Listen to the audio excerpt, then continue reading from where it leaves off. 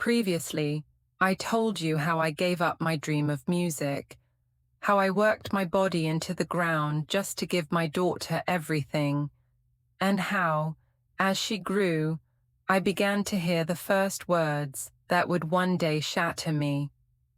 You're in the way. But those were only the shadows of what was coming. Because when the person you love most begins to see you not as a mother, not even as a woman, but as an obstacle, your heart doesn't just break. It begins to die slowly, piece by piece. She was 17 when the acceptance letter arrived. University, a prestigious one, the kind of place that seemed a world away from our small apartment and my second-hand clothes. She ran to me, eyes wide, voice trembling with excitement.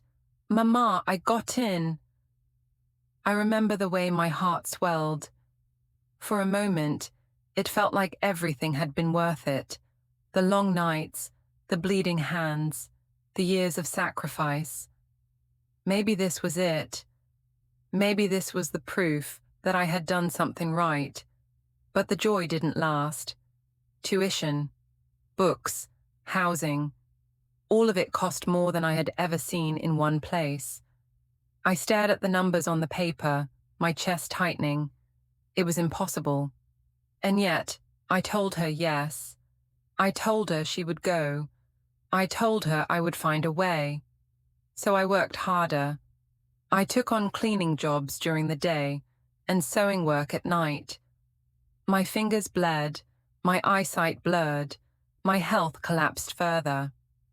I started hiding painkillers in the kitchen cabinet, swallowing them like candy just to keep moving. I remember one night, sitting at the sewing machine until dawn, the lamp flickering, the thread cutting deep into my fingertips. My head felt heavy, my vision doubled, but in the other room, I heard her laughing on the phone about her future, her dorm, her plans. I kept pushing the pedal, because if she had a future, then my pain meant nothing. Sometimes, neighbors would ask me, "Why do you break yourself like this? She'll forget. Children forget." I would smile sadly and say, "She won't. Not my daughter. She'll know one day." I wanted so badly to believe that. But the truth was, as the years at university went on, the distance grew wider. She would call less. When she did, it was quick, distracted, her voice impatient. And slowly, I began to realize, maybe the world she was entering no longer had a place for me. Still, I carried on. Because love, once given, cannot be taken back. University changed her. Or maybe it simply revealed who she had always been, hidden beneath the laughter of childhood. She came home less often. When she did, her clothes were new, her speech was polished, her smile rehearsed. She spoke quickly, like someone always in a hurry, like someone whose life was too big for the little apartment where I still scrubbed the floor by hand. At first, I thought it was pride. She was growing, achieving, stepping into the life I had dreamed she would have. But soon, I began to notice the cracks. She no longer introduced me to her friends.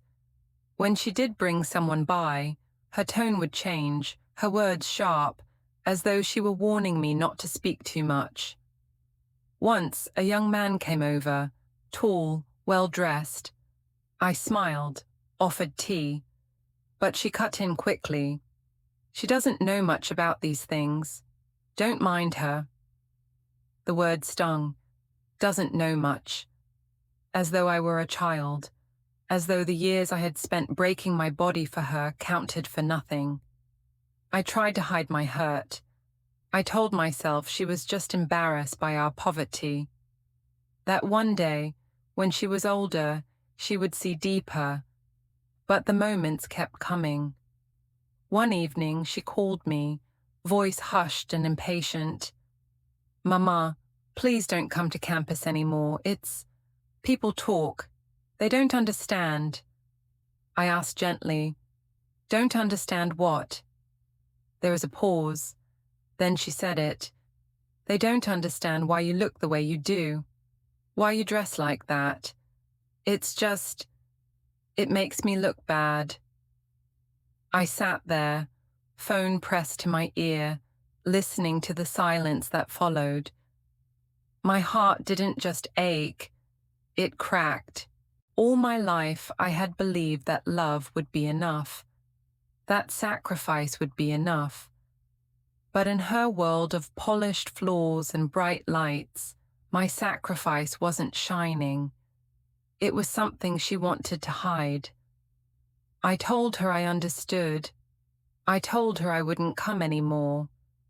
And then I hung up the phone and wept into my hands until the sun came up. Sometimes I asked myself if I had made a mistake, if choosing her over my dream had been the wrong path. But even then, even in the darkest moments, my love answered for me. No, she is worth it. But love alone cannot fill the silence of rejection. My body had been warning me for years, but I refused to listen. The cough that lingered, the pain in my chest, the weakness in my bones. I pushed it aside, always telling myself I could not stop. Not yet. Not while she still needed me. But one winter, my body finally broke. I collapsed on the floor of the small kitchen, my breath ragged, my vision swimming. A neighbor found me and called an ambulance. I remember the bright hospital lights, the smell of disinfectant, the doctor's voice telling me I needed rest, treatment, care. Rest? I laughed bitterly. Rest was a luxury for people who had not given up their lives for someone else. I called my daughter from the hospital bed. My hands shook as I dialed her number. When she answered, her voice was clipped, busy. "Mama, I can't talk long. What is it?" I swallowed my pride and whispered, "I'm not well. They say I need to stay here. Could you come?" There was a long silence. Then, with a sigh, she said, "Mama, I have work. I can't just drop everything. You'll be fine. Don't be dramatic. Don't be dramatic." I hung up the phone, staring at the ceiling, the words echoing in my mind. When she finally did visit, days later, she stood at the foot of the bed, arms crossed, eyes impatient. "You have to take better care of yourself," she scolded. "You can't expect me to fix everything for you. You chose this life. You made your decisions. Don't make them my problem." Her words sliced deeper than any illness. I had given her everything, my health, my dreams, my youth. And now, lying broken in a hospital bed, I was nothing but an inconvenience. I wanted to tell her the truth. I wanted to cry out, "I gave up my entire life for you." But the words stayed trapped in my throat, because even in that moment, even in the face of her cruelty, I loved her. And love silences you more than hate ever could. I smiled weakly instead, nodding as if she were right. "Yes, darling, I'll be more careful." But inside, something was dying. Not just my body, my spirit. After the hospital, I returned home weaker than before. Every step felt heavier, every breath shorter. I moved slowly, leaning on the walls, but I still tried to keep the apartment clean, to sew, to cook. I wanted her to see that I wasn't useless, that I was still trying, but she saw only weakness. One evening, she came by after work. She was dressed in a fine suit, her hair perfect, her perfume filling the air. I smiled at her, offered her soup I had struggled to make. She sat at the table, barely touching it, her phone in her hand the entire time. I tried to start a conversation. I told her about the neighbor's grandson, how he had helped me carry groceries, how kind young people could still be. She didn't even look up. Finally, she sighed, put her phone down, and said, "Mama, we need to talk." My heart tightened. The way she said it, cold, heavy, made me tremble. She looked me in the eye and continued, "I can't keep doing this. You're always sick, always needing something. I can't build my life if I'm constantly worrying about you. You don't understand, Mama. You've become a burden." The word landed like a stone, sharp and final. A burden. I stared at her, my lips trembling, my eyes burning. I wanted to scream, to ask her how she could say such a thing. I wanted to remind her of the nights I had starved so she could eat, the years I had bent my back so she could stand tall. But nothing came out, only silence. She looked at me for a moment longer, then picked up her phone again, as though the conversation was over, as though my entire life sacrifice could be dismissed with a single word. That night, when she left, I sat alone in the dark, the word echoing in my ears. Burden, burden, burden. And for the first time in my life, I wondered if she was right. But my dear ones, that was not the end. No, those words did not just wound me. They changed everything.